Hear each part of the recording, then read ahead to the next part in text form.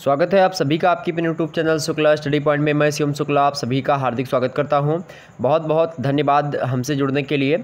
और अभी आप अगर जुड़ चुके हैं तो आप हमारे चैनल को अभी सब्सक्राइब कर लीजिए ताकि आने वाले समय में आपको सिलेबस के अकॉर्डिंग एक एक चैप्टर वाइज वीडियो आपको प्रोवाइड करवाई जा सके।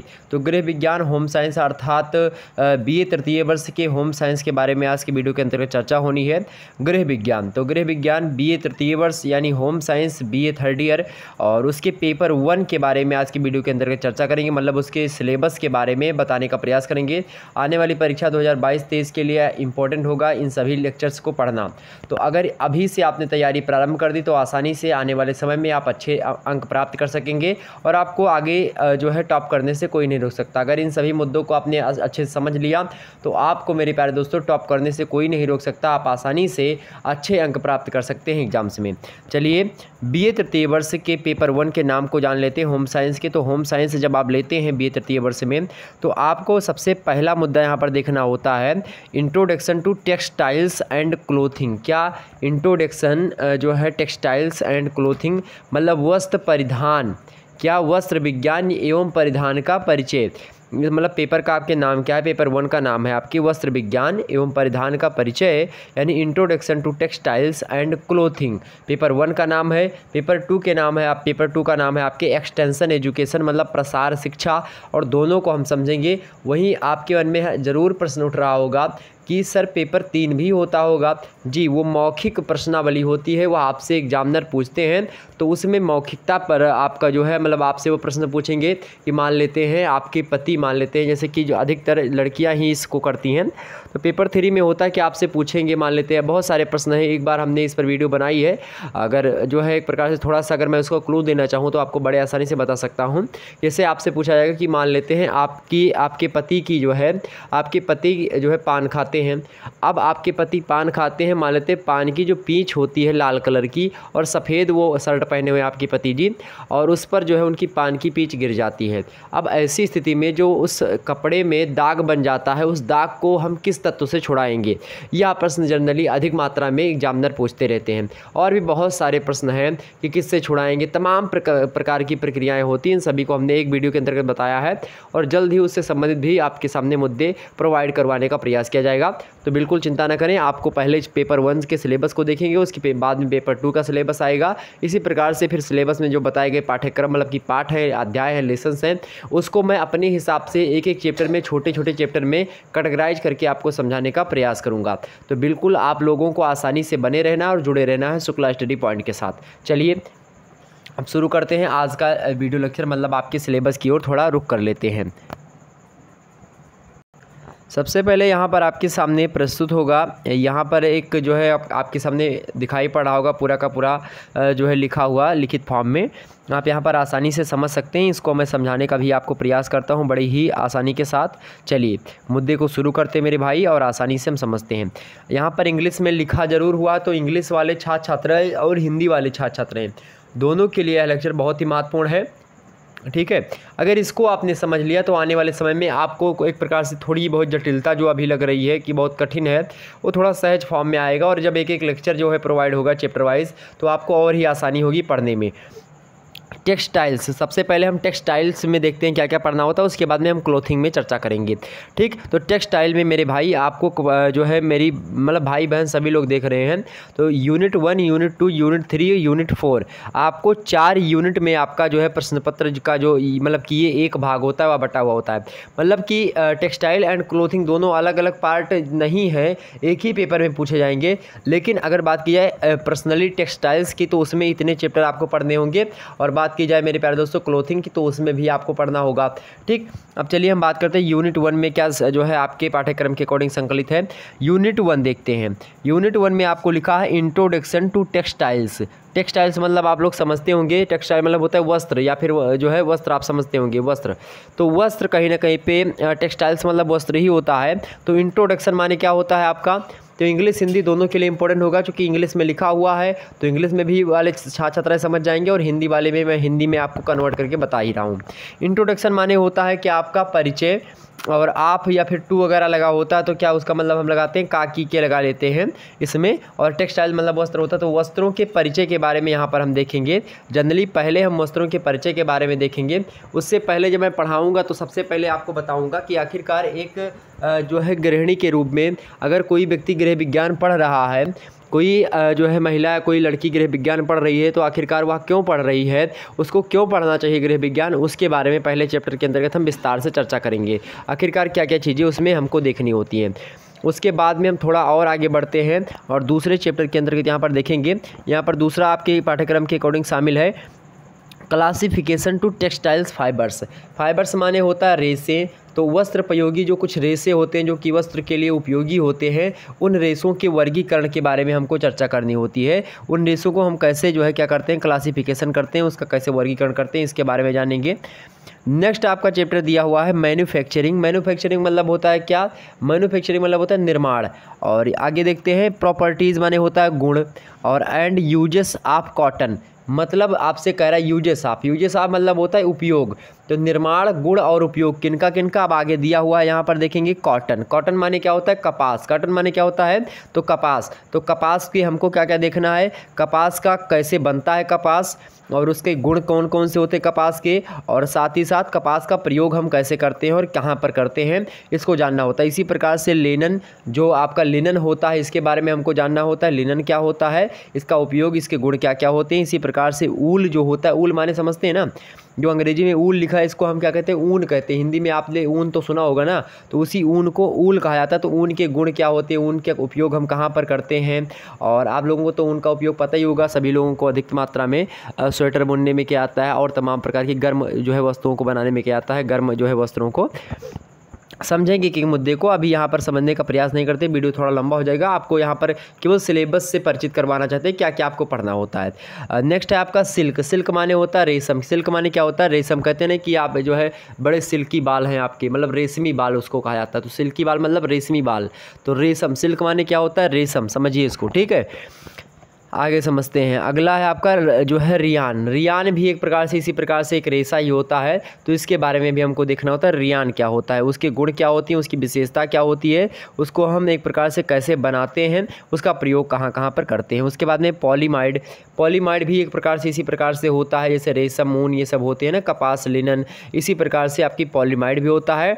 और इसके बाद में हम बात करेंगे एक्रिलिक फाइबर। एक्रिलिक फाइबर जो है लास्ट में है आपको, तो इन सभी के प्रयोग, गुण और एक प्रकार से इसकी जो विशेषताएं होती हैं और यह कैसे बनता है, इन सभी मुद्दों को हमको यहाँ पर समझना होता है। बोलो इतनी बातें आपके समझ में आई। तो इंग्लिश में लिखा है, कोई दिक्कत तो नहीं, इंग्लिश और हिंदी दोनों में आपसे जो है यहाँ पर प्रश्न पूछ सकता है। तो कहीं ना कहीं पे हो सकता है कि कॉटन को कॉटन ही बोल दे, कपास ना बोले, तो आपको पता होना चाहिए कि कॉटन माने कपास होता है, लिनन माने लिनन ही होता है, ऊन का अंग्रेजी ऊल होता है, सिल्क माने रेशम होता है। तो ये सभी आपको पता होगा, तो बहुत ज़्यादा एक प्रकार से आपके जो है नॉलेज में ब्रूस्टअप होगा, तो आसानी से इसको पढ़िएगा। चौथा देखेंगे हम identification of textile fibres. Identification मतलब क्या होता है, पहचान। आइडेंटिफिकेशन मतलब क्या होता है, आइडेंटिटी मतलब होता है पहचान। जैसे कहते हैं आइडेंटिटी कार्ड तुम्हारा कहाँ है, तो आइडेंटिटी मतलब होता है आपकी पहचान। अब किसकी पहचान, तो आइडेंटिटी मतलब आइडेंटिफिकेशन ऑफ टेक्सटाइल फाइबर्स, मतलब वस्त्रु तंतु जो होते हैं या वस्त्रु रेशे जो होते हैं, तो वस्तु तंतु की पहचान कैसे की जाती है, इसके बारे में हमको चर्चा करनी होती है। मतलब अर्थात कौन सा तंतु क्या है, इसके बारे में हमको चर्चा करनी होती है। तो तंतुओं की पहचान हम कैसे करेंगे, इसके बारे में हमको यहाँ पर जानना होता है। तो इतने तमाम सारे तंतु बहुत सारे प्रकार के होते हैं। जैसे तंतु की बात की जाए तो एक प्राकृतिक तंतु होते हैं, यानी नेचुरल जो है फाइबर्स, और एक संश्लेषित या कृत्रिम तंतु होते हैं, मतलब जिसको आप अंग्रेजी में सिंथेटिक एग्रीकल्चर मतलब आर्टिफिशियल फाइबर्स कहते हैं। ठीक, तो कहीं ना कहीं पे जो प्राकृतिक तंतु होते हैं उसमें बहुत सारे ऐसे कि कुछ प्राणी जा जाते हैं, यानी एनिमल जो है एनिमल से हम जो है बाल वगैरह निकालते हैं, उनसे बनाते हैं। जैसे कि बाल वाले तंतु में भेड़ की ऊन हो गया, मोहेर हो गया, ऊँट के बाल हो गया, अल्पाका हो गया, बिक्यूना हो गया, इसी प्रकार से। और ककून तंतु होता है, जिसको आप ककून तंतु को हम क्या कहते हैं, रेशम कहते हैं, सिल्क कहते हैं। ठीक, तो इसी प्रकार से वनस्पति से कुछ हमको प्राप्त हो, जैसे कि बीज वाले बाल होते हैं, कुछ कपास हो गया, कापोक हो गया, दूब की घास हो गई, ये सभी वानस्पतिक चीज़ें होती होती हैं, और बांटू तंतु जो है बास्ट तंतु होता है, पत्ती वाले कुछ तंतु होते हैं, खनिज से यानी एस्बेस्टस जो होता है या खनिज तंतु होता है जो है, प्राकृतिक रबर से भी हम तंतुओं का निर्माण करते हैं। तो कई प्रकार के एक संश्लेषित तंतु होता है जो कृत्रिम तंतु कहा जाता है, उसमें आप देखते हैं पुनरुत्पादित सेलुलोज हो गया, जैसे रियान, और उसके बाद में विस्कोस हो गया, कुप्रामोनियम हो गया, और उसके बाद में आपका फोर्टिसन हो गया। नियमित फोर्टिसन जो होता है, आप एक नियमित फोर्टिसन होता है और एक फोर्टिसन 36 होता है। तो इन सभी के बारे में हमको जानना होता है। तमाम प्रकार की चीज़ें होती हैं, जैसे वनस्पति जन्य तंतु होते हैं और प्राणी जो है तमाम प्रकार के तंतु। जब हम प्राकृतिक तंतुओं के बारे में, नेचुरल फाइबर्स के बारे में चर्चा करेंगे, तो हम एक प्रकार से वनस्पति जन्य जो है तंतुओं के बारे में चर्चा करेंगे। उसमें हम देखेंगे कि कपास, कपोक और ये लिनन, जूट, हेम्प, ये सब क्या होते हैं, इन सभी पर चर्चा करेंगे। तो चिंता ना करें आप सभी लोगों को आसानी से समझाने का प्रयास किया जाएगा शुक्ला स्टडी पॉइंट पर, ठीक है। अब चलिए हम बात करते हैं सेकंड इकाई पर, study of yarns. Study of yarns क्या होता है? स्टडी मतलब होता है आपका अध्ययन, और यार्न मतलब होता है धागा। यार्न मतलब क्या होता है? धागा। तो इकाई 2 का आपके नाम क्या है कि धागों का अध्ययन, यानी यार्न का अध्ययन, धागा का अध्ययन। तो धागे के अध्ययन के बारे में चर्चा करेंगे। सबसे पहले यहाँ पर देखेंगे पहला मुद्दा क्या लिखा है, यार्न जो है कंस्ट्रक्शन, मतलब कि यार्न कैसे बनता है, इसके बारे में हमको चर्चा करनी होती। मतलब कि धागा निर्माण कैसे किया जाता है, यह हमको पढ़ना है। और दूसरा हमको क्या पढ़ना है, डिफरेंट टाइप ऑफ यार्न्स, मतलब विभिन्न प्रकार के जो अलग अलग धागे होते हैं, उन सभी धागों के बारे में हमको जानना होता है कि धागे कितने प्रकार के होते हैं, कैसे कैसे होते हैं, ठीक है। आगे समझते हैं। तो बड़े ही आसानी से समझ में आ रही होंगी बातें, कोई दिक्कत की बात नहीं है। अगर कोई दिक्कत होती तो आप लोग फटाफट से बता दीजिए कि हाँ सर इसमें प्रॉब्लम आ रही है, मैं आपको उसको समझाने का प्रयास करूँगा, ठीक। तो आपकी सारी कोई प्रॉब्लम्स आपकी बचेगी नहीं, बस यह समझ लीजिए। तो अभी हमारे चैनल शुक्ला स्टडी पॉइंट को सब्सक्राइब करेंगे। अगर आप में से कोई यूपीएससी या फिर IAS PCS की तैयारी कर रहा है तो शुक्ला IAS एकेडमी को सब्सक्राइब कर लीजिए, वह भी मेरा ही चैनल है। तो आप आसानी से अगर शॉर्ट वीडियो देखनी है क्वेश्चन आंसर की, तो आप BA करेकर यूट्यूब चैनल को सब्सक्राइब करेंगे। दोनों चैनल यानी तीनों चैनल अपने ही हैं, तो आप अपना प्यार दुलार उस पर भी बरसा सकते हैं। धन्यवाद आप सभी का। एक बार वीडियो को अवश्य लाइक करेंगे, ठीक। चलिए तीसरी इकाई में हम प्रवेश करते हैं, यानी यूनिट 3 में प्रवेश किया। वेबिंग। वेबिंग का मतलब क्या होता है? वेबिंग मतलब होता है बुनाई। वेबिंग मतलब क्या होता है भाई? बुनाई। वेबिंग मतलब क्या होता है? बुनाई। अब यहाँ पर समझते हैं इसके अंतर्गत हमको क्या पढ़ना होता है। Webbing process. वेबिंग प्रोसेस मतलब बुनाई की प्रक्रिया। प्रोसेस माने होता है प्रक्रिया, वेबिंग मतलब होता है बुनाई। To study the parts of function of a loom. कह रहा है आपसे कि बुनाई प्रक्रिया में जो करघा होता है, तो उन करघों के भागों और कार्यों का हमको अध्ययन करना है कि करघा क्या होता है जिससे बुनाई प्रक्रिया की जाती है। तो करघा का कितने भाग होते हैं करघे के, उसको जानना है, और करघा का अध्ययन हमको करना है विस्तार से। और करघे के क्या क्या कार्य होते हैं, इन सभी कार्यों के बारे में हमको करना होता है। To the study the parts, मतलब कि उसके जो अलग अलग जो पार्ट्स हैं उसके बारे में। किसके बारे में भाई? तो लूम के बारे में। लूम मतलब क्या होता है? करघा, ठीक। और फंक्शन मतलब कि उसका कार्य क्या होता है, इसके बारे में हमको चर्चा करना है। तो इतनी बातें समझ में आ गई, आगे समझते। दूसरा देखें, different types of basic and जो है मतलब कि कोरेटिव वेबिंग। मतलब कोरेटिव वेबिंग मतलब क्या होता है आपका? एक प्रकार से सजावटी या फिर एक प्रकार से बुनियादी एवं सजावटी बुनाई से तात्पर्य है। तो विभिन्न प्रकार की जो बुनियादी मतलब कि एक प्रकार से मूल रूप से जो चीज़ें होती हैं, जैसे कि बेसिक चीज़ें, और जो है मतलब कि कोरेटिव मतलब होता है सजावटी चीज़ें, मतलब सजावटी बुनाई।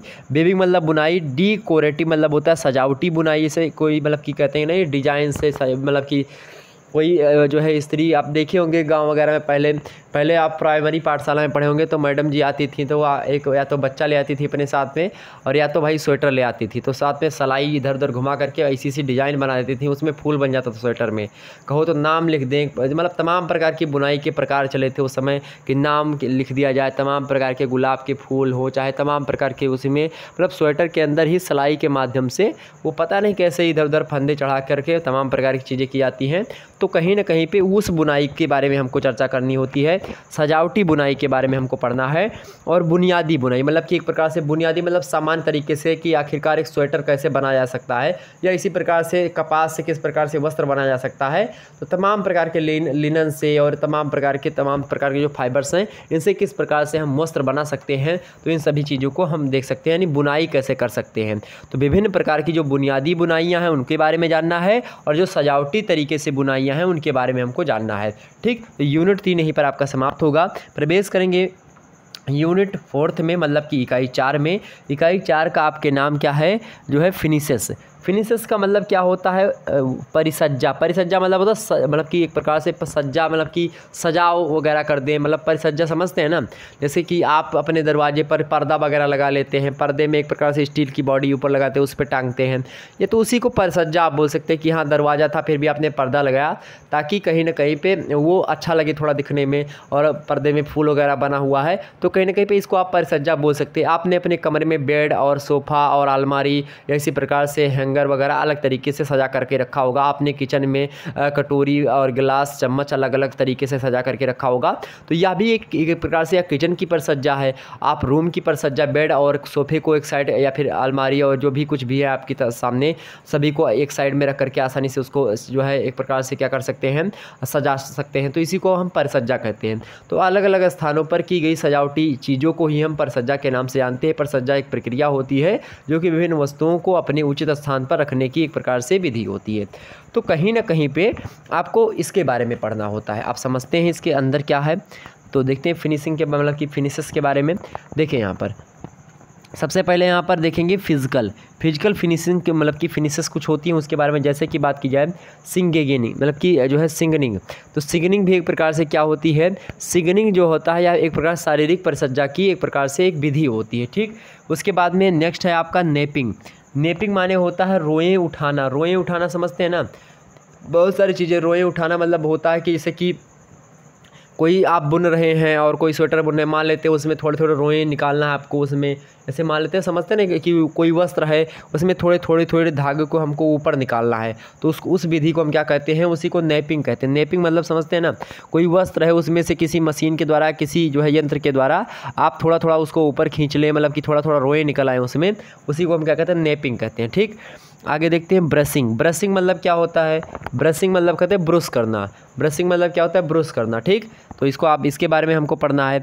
और इसके बाद में अगला है आपका शेयरिंग। शेयरिंग का मतलब क्या होता है, रोएं काटना। मान लेते हैं कभी कभी ऐसा हो जाता है कि कोई वस्त्र में ज़्यादा रोएं निकल आते हैं, तो उन रोएं के काटने की जो प्रक्रिया होती है उनको हम क्या कहते हैं, उन्हीं को मेरे भाई, उन्हीं को मेरी सिस्टर्स, उनको हम क्या कहा जाते हैं, उनको हम क्या कहते हैं, तो उन्हीं को हम क्या कहते हैं, रोएं काटना मतलब शेयरिंग कहा जाता है उसको। ठीक है, आगे समझते हैं, तो शेयरिंग उसको कहा जाता है। नेक्स्ट है आपका जो है सिजिंग, जो है सिंकरिंग। सिजिंग जो है सिंकरिंग के बारे में चर्चा करते हैं। जो सिजिंग मतलब कि साइजिंग कह सकते हैं उसको। साइजिंग सिंको मतलब कि जो है सिंकरिंग, सिकोड़ना मतलब कि साइज से सिकोड़ना। किस प्रकार से साइज से हम किसी चीज़ को सिकोड़ते हैं, जैसे कि अभी आपको कोई चीज़ मतलब मोड़ना हुआ तो कैसे मोड़ेंगे, एक प्रकार तमाम प्रकार की चीज़ें होती हैं, तो इसको भी इसके बारे में भी हमको पढ़ना होता है। उसके बारे में हम जो है टेंडरिंग के बारे में चर्चा करेंगे। टेंडरिंग क्या होता है, टेंडरिंग भी एक प्रकार से ऐसी ही प्रक्रिया होती है। अब टेंडरिंग जब हम समझेंगे तो टेंडरिंग के बारे में आपको विस्तार से बताएंगे। टेंडरिंग, और उसके बाद में हम क्या समझेंगे, कैलेंडरिंग के बारे में। तो टेंडरिंग क्या होता है, कैलेंडरिंग क्या होता है, इसको हम चैप्टर में समझेंगे। ओके, नेक्स्ट देखते हैं दूसरा नंबर, इसके अंतर्गत देखेंगे केमिकल। अब कुछ रासायनिक चीज़ों के हिसाब से जो है परिसज्जा होती है। तो ये तो थी शारीरिक परिसज्जा जो कि आपको करनी है, मतलब कि एक प्रकार से ठीक ठाक थी, तो ये शारीरिक परिसज्जा हो गई। नेक्स्ट है आपका रासायनिक परिसज्जा। रासायनिक परिसज्जा में आप विरंजन वगैरह अर्थात ब्लीचिंग जो कहते हैं आप, ब्लीचिंग और एक प्रकार से यहाँ पर ब्लीचिंग के बाद में आप मर्सराइजिंग और ब्लीचिंग जो है एक प्रकार से रासायनिक प्रक्रिया होती हैं जिसके तहत किसी की चीज़ को भी हम सजा सकते हैं। ठीक है, तो ब्लीचिंग वगैरह आप देखते हैं चेहरे का भी बहुत लोग करवाते हैं, तो कहीं ना कहीं पे हर एक चीज़ की ब्लीचिंग होती है विरंजन के माध्यम से।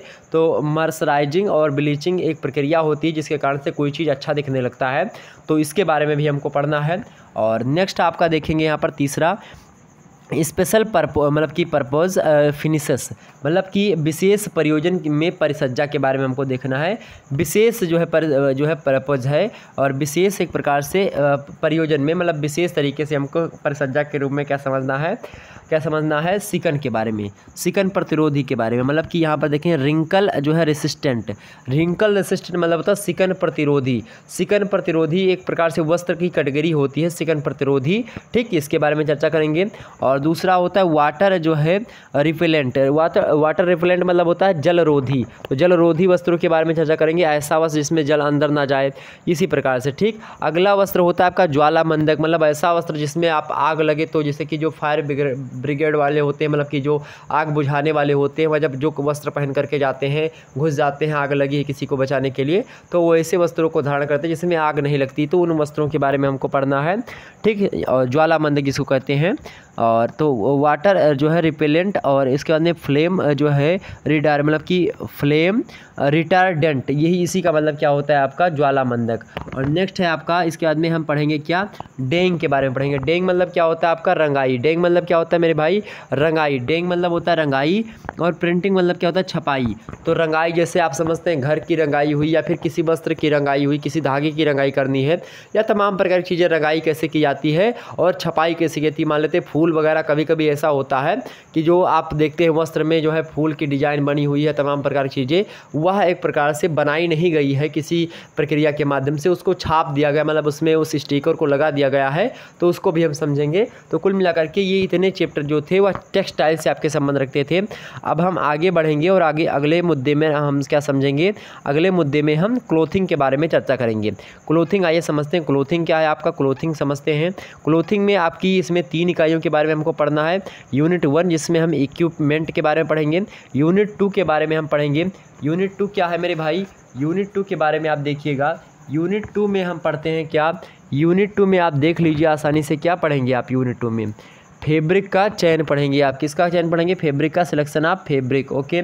इक्विपमेंट मतलब क्या होता है, परिधान। इक्विपमेंट मतलब क्या होता है आपका, परिधान, ओके। मतलब परिधान क्या है, इक्विपमेंट मतलब होता है एक प्रकार से परिधान बोल सकते हैं आप, या फिर विशेष संदर्भ में आप जो है तमाम सारे उपकरण, सिलाई मशीन के विशेष संदर्भ में, इसके मतलब कि तमाम सारे जो यंत्र वगैरह होते हैं उन्हीं के बारे में, ठीक है।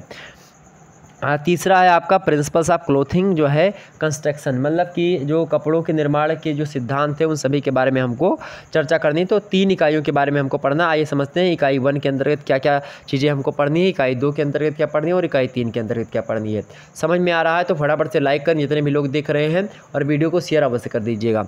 चलिए इक्विपमेंट के बारे में देखते हैं। इक्विपमेंट देखते हैं, सबसे पहले यहाँ पर लिखा इक्विपमेंट एंड जो है सप्लाइज यूज्ड इन क्लोथिंग, मतलब कि एक प्रकार से construction with special reference to sewing machine. Sewing machine मतलब क्या होता है, सिलाई मशीन। सेविंग मशीन मतलब क्या होता है, सिलाई मशीन। तो सिलाई, वो सेविंग मशीन नहीं, वो तो दूसरा सेविंग मशीन, वो दाढ़ी बनाने वाली मशीन दूसरी सेविंग मशीन। ये सेविंग मशीन है, वो सेविंग मतलब कि SAVEING होता है, BING होता है, तो उसको सेविंग कहते हैं।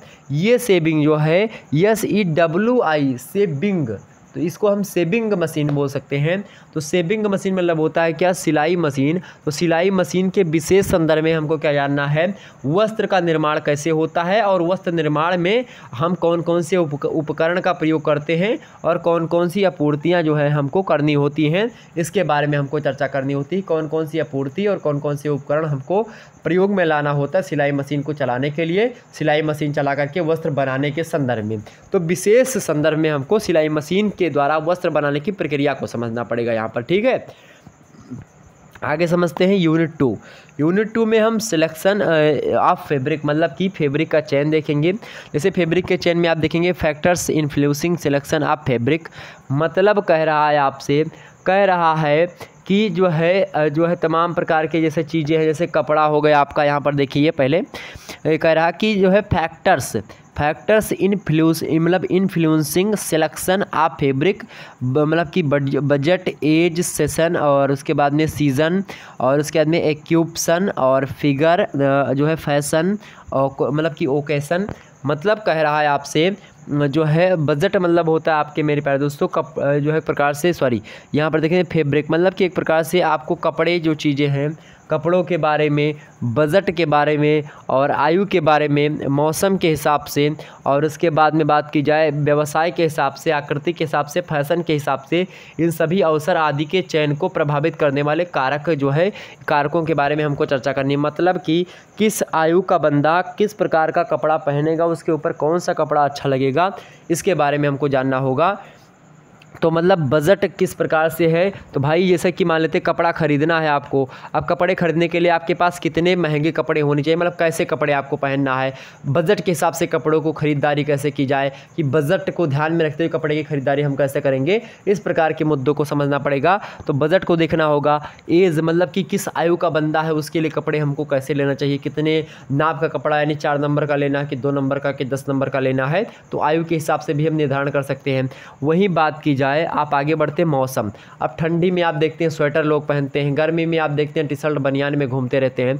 तो कहीं ना कहीं पे हर एक मौसम में अलग अलग वस्त्रों को पहनने की प्रकार से जो एक प्रकार से क्या रहा है, परिधान रहा है। तो कहीं ना कहीं पे आपको इन सभी चीज़ों को से भी अवगत होना पड़ेगा। मान लेते हैं आपकी कल को शादी हो जाती है, आप अपने घर पे जाती हैं, आपके एक प्रकार से पति को कैसा कपड़ा पहनना है, तो आप बताएंगे कि हाँ, अधिकतर देखते होंगे कि जो है स्त्रियों को ज़्यादा इसके बारे में नॉलेज होता है, या लड़कियों को ज़्यादा नॉलेज होता है कि कौन सा कपड़ा किस पे जचेगा। अब हम लोगों को कह दो कि कोई भी कपड़ा किसी पे पहन के चले जाते हैं, लेकिन अभी लड़कियों को देखो कि हाँ, मतलब कि जिस कलर की उन्होंने नेल पॉलिश लगाई है उसी कलर की एक प्रकार से वो सूट, या फिर जो भी पहना, सूट तो अब कोई पहनता ही नहीं होगा, अधिकतर मात्रा में गांव की लड़कियां पहनती हैं, बाकी तो शहरों में दिखाई नहीं पड़ता। बट आप देखते होंगे तो जिस कलर के नेल पॉलिश है उसी कलर के सूट या फिर उसी कलर के वस्त्र उन्होंने सज्जा कर लिया। तो कहीं ना कहीं पे आपको समझना होगा कि लड़कियों जो लड़कों की अपेक्षा लड़कियां जो होती हैं अलग तरीके से अपना परिधान सुसज्जित करती हैं, परिधान परिसज्जा को ध्यान में रखती हैं। मतलब कि वह वस्त्रों का जो परिधान है, वस्त्र जो पहनने का तरीका है उनका, कि हाँ मान लेते हैं कि ढीला टी शर्ट है तो वो किस पर पहनेंगी, और टाइट टी शर्ट है तो वो किस पर पहनेंगी, मतलब किस तरीके से पहनेंगी वो डिसाइड कर लेती हैं। किस कलर का उन्होंने एक प्रकार तमाम सारी चीज़ें करी है, चश्मा किस कलर का होना चाहिए, बाल कैसे उन्होंने बांधे, उसके हिसाब से उनको वस्त्र पहनना है। तमाम प्रकार की चीज़ें इसमें आप देखने को मिलेंगी, और आज देख भी रहे होंगे। आप उदाहरण देख सकते हैं प्रैक्टिकल रूप में, आप कहीं चले जाइए शहरों में, आप देख लीजिएगा परिसज्जा का उदाहरण, तो उनके रासायनिक यानी ब्लीचिंग वगैरह और तमाम प्रकार की चीज़ें आप देख सकते हैं। वैसे ही कोई दिक्कत की बात नहीं होगी, तो परिसज्जा आप देख सकते हैं आसानी से। तो सिलेक्शन फैब्रिक तो इसी प्रकार से एज के हिसाब से डिनोट होता है। मौसम के हिसाब से भी कपड़ों का अलग अलग पहनावा देखने को मिलता है। व्यवसाय कोई व्यक्ति कौन सा करता है, मान लेते वकील है आपका पति, तो आप वकील में क्या पहनेगा, काला कोट पहनेगा। आप मान लेते डॉक्टर हैं तो सफ़ेद वर्दी पहनेगा। मान लेते किसान है तो मान लेते अंगोछा और पैंट शर्ट या धोती कुर्ता पहन के निकल गया, अंगोछा बांध के निकल गया। तो कहीं ना कहीं पर आपको अलग अलग प्रकार से व्यवसाय के हिसाब से अलग अलग कपड़े पहनने का प्रचलन भी देखने को मिलता है। आकृति, अब कोई व्यक्ति कैसा है कि 6 फीट का है, 7 फीट का है, या किस प्रकार से उसकी जो है ढांचा, शारीरिक ढांचा है, तो शारीरिक ढांचे के हिसाब से उसके लिए वस्त्र का भी व्यवस्थित किया जाना चाहिए। ठीक, उसके बाद में फैशन, क्या फैशन चल रहा है उस समय। मान लेते हैं कि फैशन चल रहा है कि हाँ कटी फटी जींस पहनने का, तो आदमी कटी फटी जींस पहन रहा है इस समय। तो कहीं ना कहीं पे ये तमाम सारी चीज़ें जो हैं, इन सभी के बारे में हमको अध्ययन करना होता है। और उसके बाद में अवसर, यानी अर्थात मान लेते किसी अवसर में आपको जाना है, कोई आपको पार्टी वगैरह मिली तो उसमें जाना, तो किस प्रकार की सज्जा करके जाना है। तो तमाम प्रकार की चीज़ें इसमें आपको देखने को मिलती है। बड़ी ही रुचिकर विषय वस्तु है, कोई दिक्कत की बात नहीं, आसानी समझेंगे। अधिकतर जो लड़कियां हैं आप सभी को तो पता होगा इन सभी के बारे में, बट नहीं पता है, पता होगा आपको जनरली वैसे उन सभी के बारे में, मतलब कि वैसे पता होगा आपको, जनरली पता होगा, लेकिन आपको किताबी नॉलेज हो सकता है ना हो, तो उसके बारे में हम चर्चा करेंगे। तो यहाँ पर इसके बारे में हमको चर्चा करनी, मतलब कि जो है कपड़े, बजट, आयु, मौसम, व्यवसाय, आकृति, फैशन, अवसर आदि के चयन को प्रभावित करने वाले जो विभिन्न कारक होते हैं, इनके बारे में हमको चर्चा करनी है इकाई 2 के अंतर्गत। इकाई 3 में प्रवेश करते हैं। प्रिंसिपल माने होता है सिद्धांत। तो प्रिंसिपल ऑफ क्लोथिंग कंस्ट्रक्शन, मतलब कि कपड़ों का निर्माण करने के बहुत सारे सिद्धांत दिए गए, उन सिद्धांतों के बारे में हमको चर्चा करनी है। पहला दिया यहाँ पर general principles of clothing construction, मतलब कुछ सामान्य सिद्धांत हैं कपड़ों के निर्माण के लिए, तो उनके बारे में हमको चर्चा, यानी कपड़ों के निर्माण का सामान्य सिद्धांत। तो कपड़ों को हम कैसे बनाते हैं उसके कुछ सामान्य सिद्धांत है, इसके बारे में हमको पहले पढ़ना है। उसके बाद में जो है drafting and making paper pattern. Drafting मतलब होता है खाका, एक प्रकार से मसौदा। ड्राफ्टिंग कमेटी आपने सुना होगा, आपने शायद अगर पढ़ा हो। ड्राफ्टिंग कमेटी यानी प्रारूप समिति। प्रारूप एक प्रकार से, जैसे आप ईंट आप समझते हैं, भट्ठा आपके बगल कहीं हो तो ईंट का पहले सांचा बनाया जाता है, या किसी चीज़ को बनाने से पहले सांचा, पहले आप छोटे थे तो पहले आप पेंसिल से क्या करते थे, पेंसिल से आप पहले डॉट डॉट डॉट डॉट करके आर्ट, कभी आपने कला बनाया हो, कोई गुलाब का फूल बनाया हो तो पहले छोटे छोटे डॉट डॉट आप बना देते थे, उसके बाद में उस पर फिर चढ़ाते थे। या फिर आप छोटे रहे हो तो आपके माता पिता क्या करते थे, पहले डॉट डॉट डॉट करके जो है किताबों में या फिर जो है आपकी पुस्तक में लिख देते थे, छोटा आ बड़ा आ डॉट डॉट डॉट करके, उसी को आपको मिलाना रहता था। तो कहीं ना कहीं पे जो डॉट डॉट बनाया गया उसी को हम ड्राफ्ट कहते हैं, मतलब कि एक खाका, एक प्रकार से सांचा बनाए ले हम। तो सांचा तैयार करना ही ड्राफ्ट होता है। तो एक प्रकार से जब आप कोई ब्लाउज की कटिंग या फिर साड़ी की कटिंग या फिर तमाम प्रकार के जो है शर्ट की, पैंट की, या इसी प्रकार से तमाम प्रकार के जो वस्त्र होते हैं उनकी कटिंग कर रहे होते हैं या पेपर कटिंग कर रही होती हैं, तो उसमें जो है आपको किस प्रकार से पहले मसौदा तैयार करना होता है। पहले उसको काट करके आपको एक प्रकार से खाका तैयार करना होता है कि हाँ हो ऐसे ऐसे काटेंगे। आप चाहिए मतलब कि चाक या छुही लेकर के क्या करती है, आप चाक या छुही से क्या करती है, उस पर एक खाका तैयार कर लेती है कि हाँ वस्त्र ऐसे, यहाँ से ये वस्त्र काटना है, यहाँ से ऐसे काटना है, तमाम प्रकार की चीज़ें उस पर आप बना लेते हैं पहले। और बनाने के बाद में फिर वहीं से कैंची आप चलाते हैं ना। तो यही जो है होता है कि आपका ड्राफ्टिंग। तो पहले ड्राफ्ट बना लिया, ड्राफ्टिंग एंड मेकिंग, उसके बाद में मेकिंग पेपर पैटर्न। मतलब कह रहा है मेकिंग मतलब होता है बनाना, और ड्राफ्टिंग मतलब होता है आपका खाका तैयार करना, मसौदा तैयार करना। तो भाई कागज़ के पैटर्न का मसौदा तैयार करना, और उस कागज़ के मसौदा तैयार करने के बाद में उसको बनाना, मतलब कैसे किस प्रकार से कपड़े को काट करके या कागज़ को काट करके कोई चीज़ बनाना है, पहले उसको हम ड्राफ्ट बनाएंगे। ड्राफ्ट के बाद में हम फिर क्या करेंगे, उसके अकॉर्डिंग हम फिर मतलब कि एक प्रकार से वस्त्र को काट करके अच्छे तरीके से वस्त्र का निर्माण कर लेंगे। ठीक, तो ये यहाँ पर समझना है। नेक्स्ट आप देखेंगे जो है प्रिपरेशन, जो है क्या लिखा है यहाँ पर, प्रिपरेशन ऑफ फैब्रिक फॉर जो है garment making, laying out of patterns, cutting and making. कह रहा है आपसे परिधान बनाने में मेरे भाई, परिधान बनाने में मेरी दोस्तों, पैटर्न बनाने में, काटने में, बनाने में के लिए जो कपड़े तैयार किए जाते हैं उनके बारे में हमको चर्चा करनी है। यानी आपको वस्त्र बनाना है, परिधान बनाना है, तो परिधान बनाने का जो पैटर्न होता है तो सबसे पहले आप उसका पैटर्न बनाएंगे और उसके बाद में उसको काटेंगे, उसके बाद में उसको बनाएंगे। तो कैसे कैसे ये प्रक्रिया क्या होती है, इस प्रक्रिया के बारे में हमको जानना होता है। तो कुल मिलाकर के इतने मुद्दे के बारे में हमको समझना होता है। तो आपने समझा, हर एक मुद्दे को समझा, आपने टेक्सटाइल और क्लोथिंग के बारे में विस्तार से समझ लिया। कोई मुद्दा आपसे छूट करके नहीं जाएगा। अब इतनी सारी चीज़ें आपके समझ में आ गई होंगी। अगर आ गई हैं तो बताइए कि हाँ सर ये सारी बातें मेरे समझ में आ गई हैं, और अब जो है अब से जो है मैं पढ़ाई स्टार्ट कर दूंगी और आसानी से जो है पढ़ूंगी शुक्ला स्टडी पॉइंट के साथ। आप किताब अगर आपके पास नहीं, चिंता ना करें, आप BA सेकेंड ईयर से थर्ड ईयर में आई हैं या आए हैं तो आसानी से आप पढ़िएगा और आसानी से समझिएगा। थोड़ा समय आपको ज़रूर देना पड़ेगा। 30 से 31 मिनट में आपने कुछ जानकारी तो जानी ही होगी, और आपने जो तमाम सारी चीज़ें आपने दैनिक जीवन में की भी होंगी और उसको आपने आप पढ़ने जा रही हो। तो कहीं ना कहीं पे अब इसमें आपको समझना यह होगा कि आखिरकार जो हमने अभी तक किया उसको हमको पढ़ना कैसे है, और पढ़ने के बाद में जो हम कर रहे थे उसमें आखिरकार क्या क्या गलतियां हो रही थी, उनमें कैसे सुधार किया जाना चाहिए। तो आप पढ़ने के बाद में और अच्छे तरीके से अपने जो है क्षेत्र में अच्छे तरीके से डिजाइनिंग वगैरह कर सकेंगी। तो फिर मिलते हैं हम नेक्स्ट वीडियो के अंतर्गत। नेक्स्ट वीडियो में हम बात करेंगे पेपर 2 के बारे में। पेपर 2 का नाम आपके क्या है, एक्सटेंशन एजुकेशन। तो जो अब अगला लेक्चर होगा आपका जो है BA तृतीय वर्ष होम साइंस का एक्सटेंशन एजुकेशन, प्रसार शिक्षा के बारे में चर्चा करेंगे। तो चलिए फिर मिलते हैं नेक्स्ट वीडियो में। तब तक के लिए जय हिंद, जय भारत। एक बार सभी लोग वीडियो को लाइक और चैनल पर नए हैं तो सब्सक्राइब जरूर कर दीजिएगा। चलिए फिर मिलेंगे नेक्स्ट वीडियो में। तो फिर जय हिंद जय भारत। बार बार जय हिंद जय भारत बोल रहा हूँ, तो आप लोग भी कमेंट सेक्शन में जय हिंद जय भारत लिखने का प्रयास करेंगे।